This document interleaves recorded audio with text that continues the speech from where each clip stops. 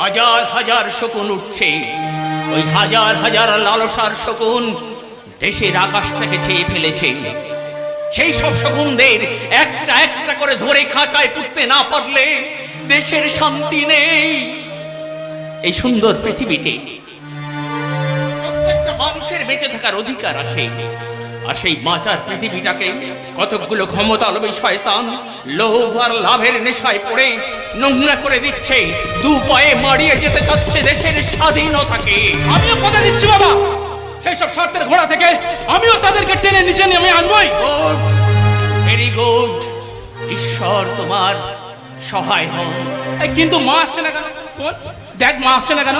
মা, ও মা তাড়াতাড়ি এসো, দাদা যাওয়ার সময় হলো।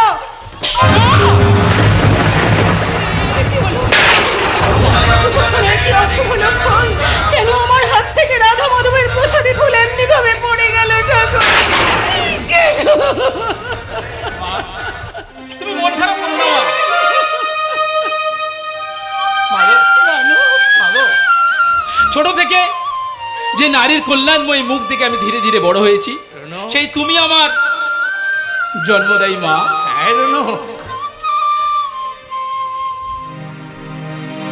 জননী জন্মভূমি, জননী জন্মভূমিশ্চ স্বর্গদপি গড়িয়সি, জননী জন্মভূমিশ্চ স্বর্গদপি গড়িয়সি, জননী জন্মভূমিশ্চ স্বর্গদপি গড়িয়সি। বাবা, তুমি আমার আদর্শ বাবা, আশীর্বাদ করো বাবা। জীবন পথে চলতে গিয়ে আমি যেন কখনো আদর্শচ্যুত না হই।